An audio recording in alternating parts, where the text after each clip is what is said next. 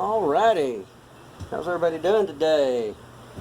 I bet you've already guessed what we're going to be doing. We're going to try and make us a batch of homemade wine, which I have done several times, and it's turned out great. You're going to need a few things though. I prefer this brand, but it's a winemaker's yeast. Some sort of an airlock, and the way that works, you put water up to that line and then that'll float. Carbon dioxide can get out, but oxygen can't get in. Same way with this one, it'll fill with water. Some type of sanitizer. I use step 1, no rinse. It's worked really well for me in the past. Some type of siphon, which I've modified mine for multiple applications because I have several different carboids and 5-gallon buckets. You're going to need some grapes, about 5 pounds of sugar, and a sanitized, I'm going to start this in a sanitized 5-gallon food grade bucket. It has to be food grade. If it's not, they will leak. And if you don't believe me, go buy you a 5-gallon bucket, snap the lid on it, put water in it, snap the lid on it, and flip it upside down and see what happens. Only the food grade buckets will not leak. So let me get my bucket, get it clean, and we'll smash some grapes and get this started. Stick with me. Okay, so here what I've done off camera. I've took 1 tablespoon of this step 1, put it in this bucket with about 2 gallons of hot water, washed it all down, the lid. You don't rinse it, you just dump it. It's a no-rinse solution. So now what we're going to do, I like is we're going to get these grapes. Get your hands in there and squash them grapes up.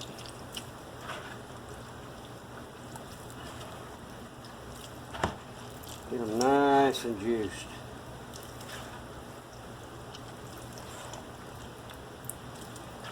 Leave no grape unsquashed.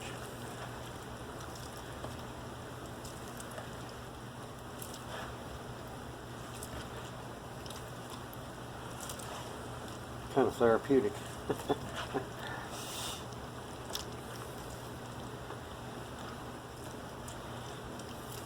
There are pits in these grapes. We will be straining these out, but this is just primary fermentation, what I'm going to be doing. Getting it ready today, and then we'll get these grapes all put in there, and they will, then we'll add our sugar water. And we'll let this set for 24 hours.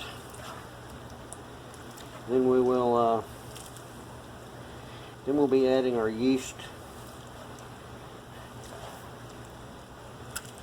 and we'll keep it stirred for 6 days. Then we'll transfer it to some small carboids. And by the way, I sterilize my hands as well with that solution.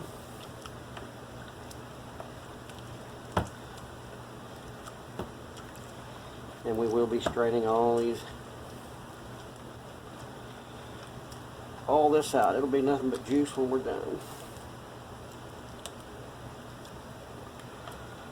Feels like I about got this bowl. So I won't bore y'all with this. I've got 4 bowls to do, so I'm probably going to do them in a bigger container. This was just for the camera. So what we're going to do now is we will pour this into the bucket.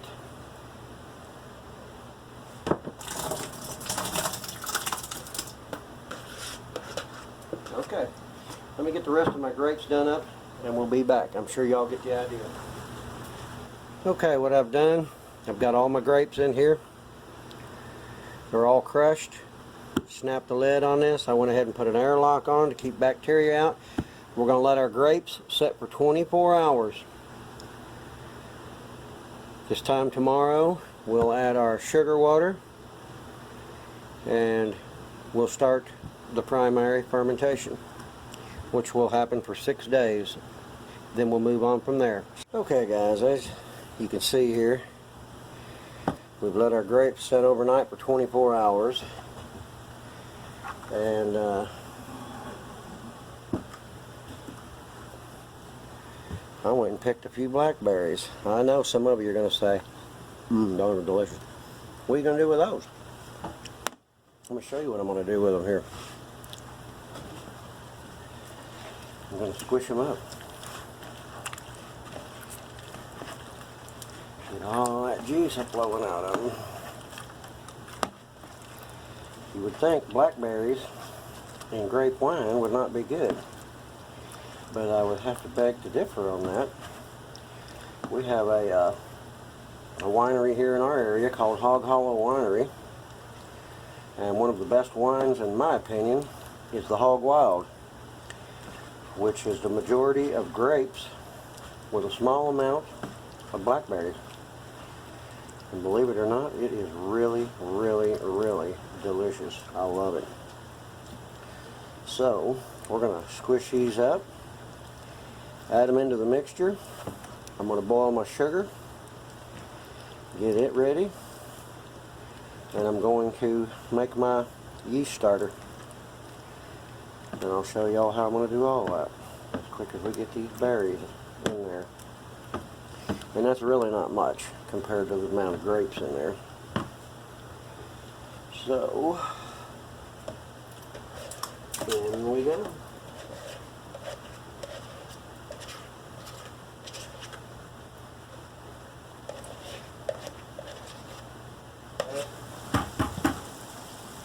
Now we're going to mix in some sugar to our boiling water. And the cup I want is not here.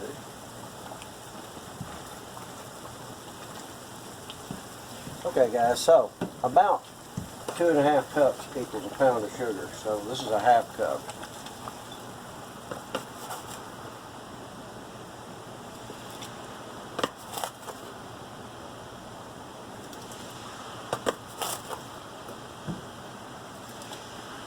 Give that a stir.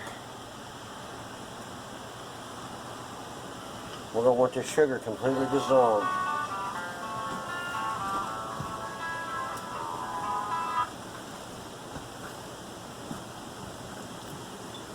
Completely dissolved. And the spoon fell in, didn't it? No, it didn't. There we go. Alright. So, what we're going to do is put about 2 pounds in this pot. We'll bring it to a boil, which it is boiling, till it's completely dissolved. And then we'll let this completely cool, and we'll add it to the grapes and the blackberries. And then we're going to do it again. We're going to do this twice. I told you I like my wine strong. So, lots of sugar for the yeast to eat.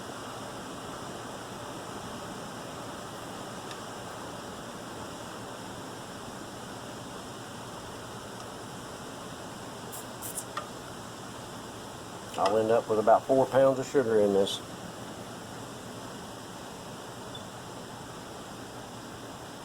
In 2 pots. I'll do a pot with about 2 pounds, which we've got about 2 pounds in here. Then we'll put about 2 pounds in another one after this cools completely. Okay, so our sugar water has cooled. So we're going to put this in.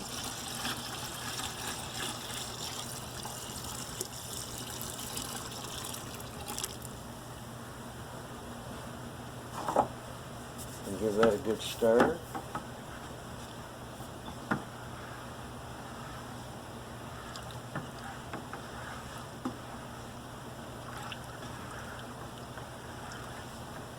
And I'm going to make another pan of sugar water, and I'm going to make a yeast starter, and we'll be back. Okay, to make your yeast starter, you're going to want to boil some water.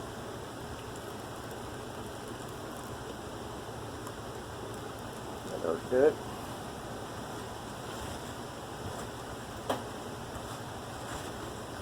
And you're going to want to add 1 tablespoon of sugar to that, and let it dissolve completely.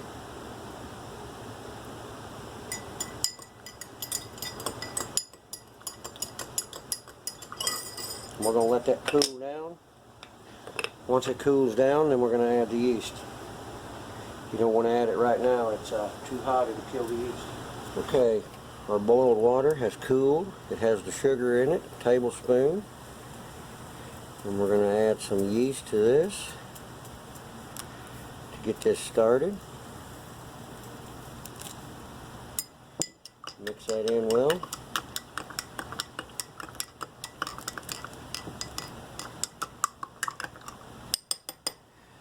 And we're going to cover it to keep any bacteria from getting in it. And we're going to let that set for about an hour. And we should see some activity, and then we'll be ready to add it to the wine and get fermentation started. Okay. It's been about an hour since we started our starter.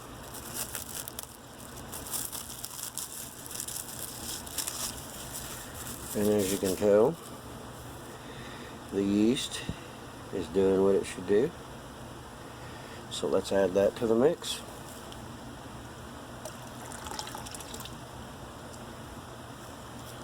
And there we go.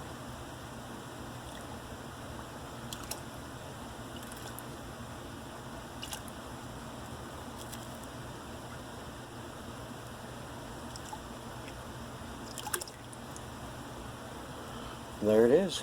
So we'll put the lid on this and we'll stir this once a day, every day for 6 days, and then we'll start secondary fermentation. So here we go.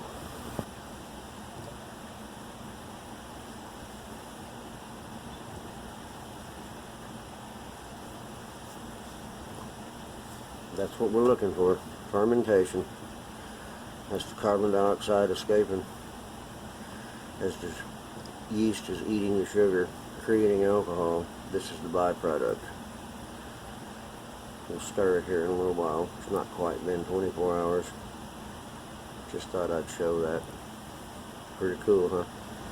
Okay, it's been 24 hours. So let's give this a stir. It's really working good.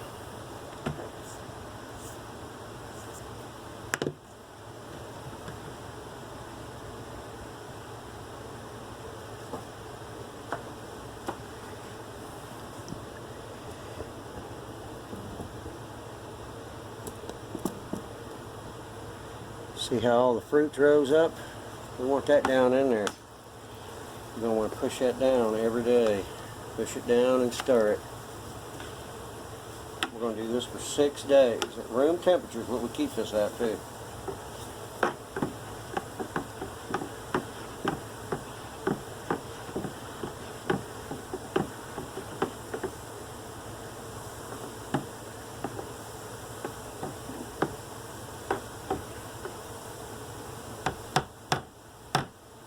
And that's all there is to it.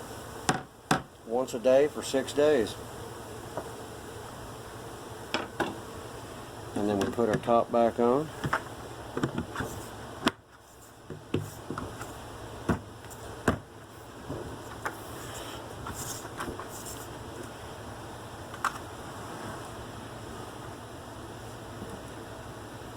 And there it is.